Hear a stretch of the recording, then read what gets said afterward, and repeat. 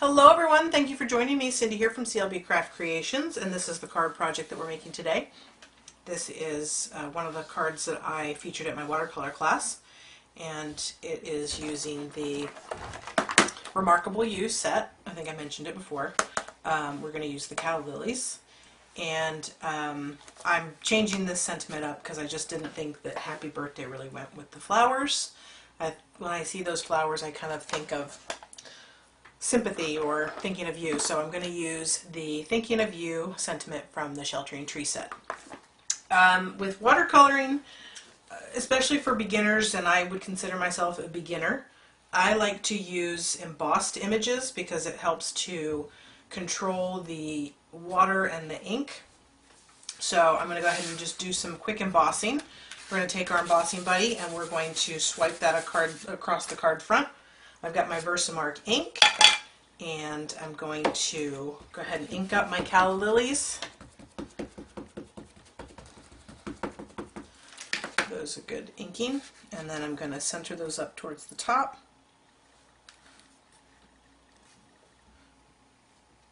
Okay, and then, oh, looks like we got some color on there. Must have had some color on it when I cleaned it.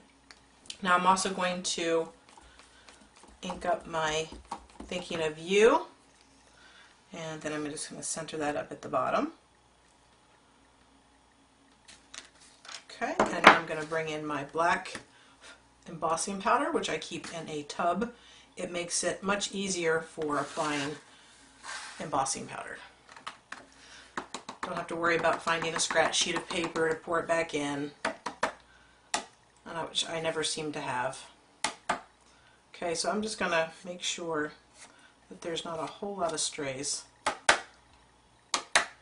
did notice that my U is not as crisp as I would like. Okay, that looks good enough to me, and I'm going to go ahead and heat it with my heat gun. This is, I forgot to mention, this is actually watercolor paper. I'm not using regular paper, so although I'm not doing that much watercolor that we couldn't have just used regular cardstock, but I did want to mention that this is watercolor paper.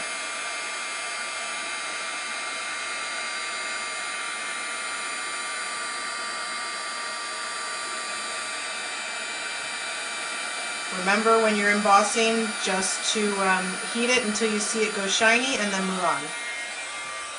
Okay, that's done. You don't want to over emboss it because then it becomes kind of cloudy like, and it just tends to look separated and not a nice crisp image. Okay, so I'm going to bring in my aqua painter, and I'm also going to use the my Stampin' Up markers. You can use your regular ink pads if you want. What you would do is just, take that, you give them a squeeze so that it puts a layer of ink inside your lid. You could also just take this ink and dab it onto one of the acrylic blocks and use that as a palette. You could even use the re-inkers. So any of our inks will work for this. And today I'm just going to go ahead and use my markers.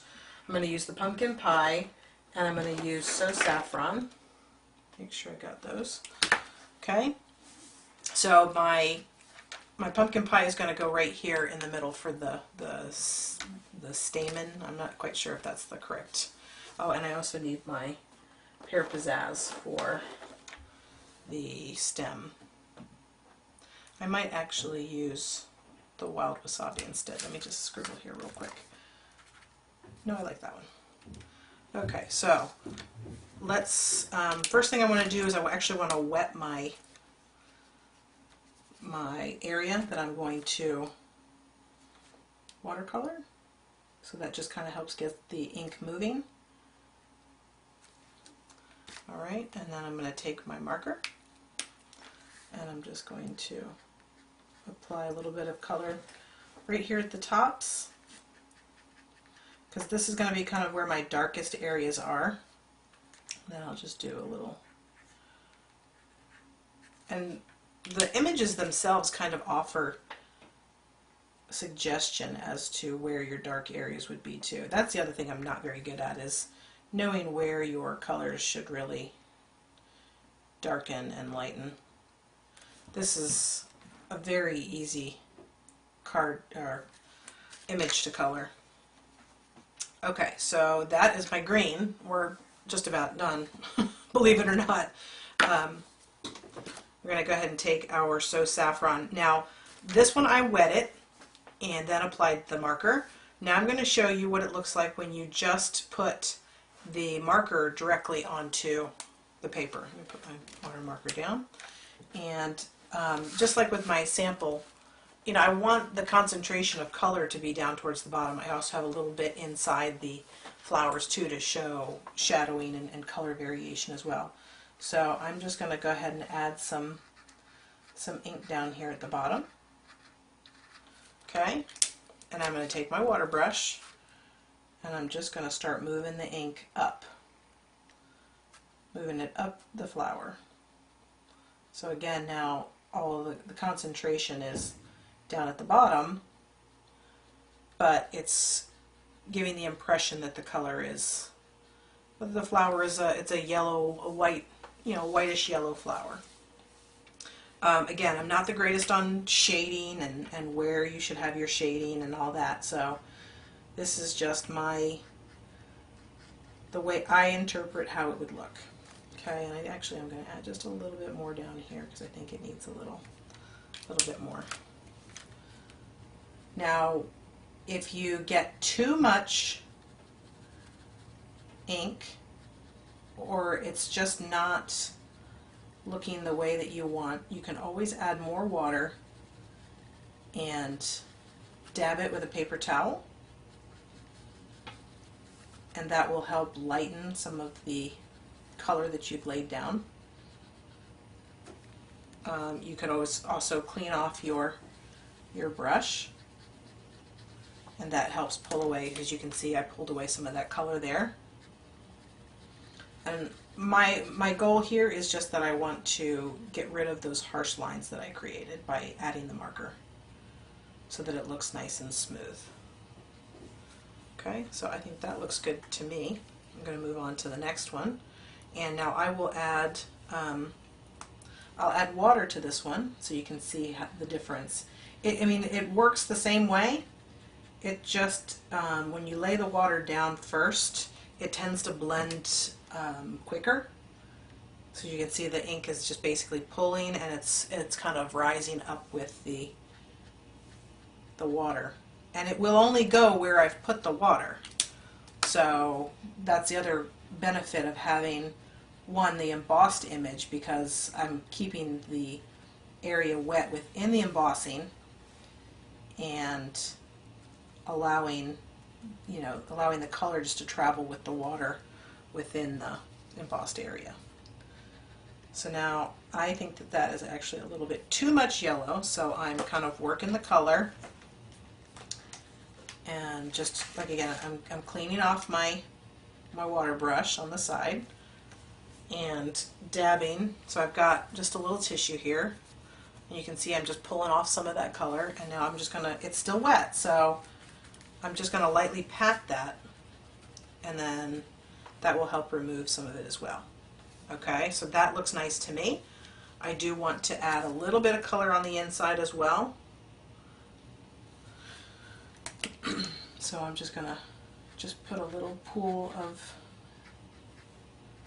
So Saffron right there, and then I'm gonna work it out. So this is definitely a more subtle. You should play around with it, you know, until you get comfortable with it. But the nice thing is with watercolor that, I mean, it's just anyone's interpretation of what it looks like. And my daughter actually made a comment that it doesn't matter, you could be the worst watercolorist there is, as long as you're using good technique, anything will look nice. And I'm sure that's probably not exactly how she said it, but it's close enough. Okay, so now I'm going to come in with, now see this is a little darker to me. I'm going to go ahead and pull some of this out of there now that I've had a chance to kind of step away from it and look. I'm just going to add some additional water to it and then dab it. So that lightened it up quite a bit. Do the same thing here. So just play with it until you get comfortable with it. Okay? Now I'm going to go in with my pumpkin pie marker, and I'm actually just going to color the insides. I'm not actually going to put any water on them. I want them to be nice and vibrant, just like the way they are. Okay, and that is our finished watercolor piece. So that went quickly. Not really, for such a small image. I do want to stamp the inside of my card. So my card base is a standard Whisper White card base, which is cut at 8.5 by 5.5, scored at 4 1/4. I'm just going to set this aside to dry a little bit. I'm going to take that same calla lily and my wild wasabi ink, and I just want to stamp up or ink up the lilies. I don't actually need the stems because I'm just going to stamp those on the inside here. And I'm just going to stamp them right down here at the bottom. Maybe put them at an angle. Okay, so just a little hint of those lilies on the inside.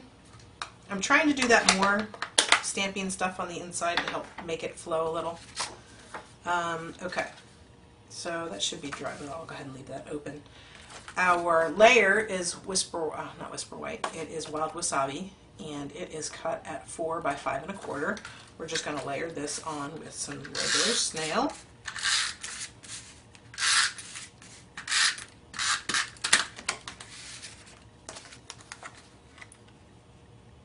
And it is too big. Darn it. Got to cut it down real quick.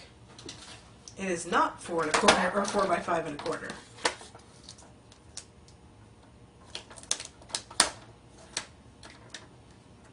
It is. Somehow maybe my card base isn't. Something's not right.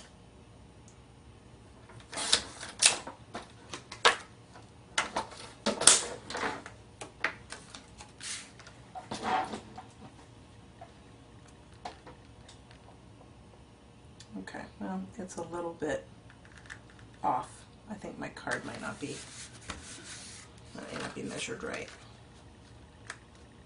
So I'm going to cut a little bit off of this piece too. I'm not quite sure how that got off, but no worries, we can fix it.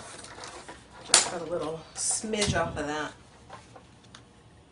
That works for me. Okay, so the watercolor paper is very thick, and it does have a bit of water on it, but it's still pretty ready to, I mean, it's dry for the most part, so I can go ahead and add it to the card front.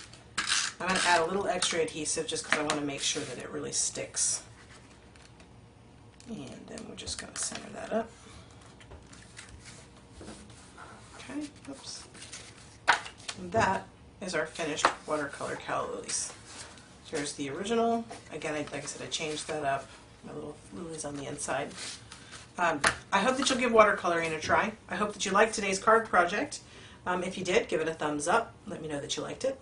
Subscribe to my channel and leave me a comment.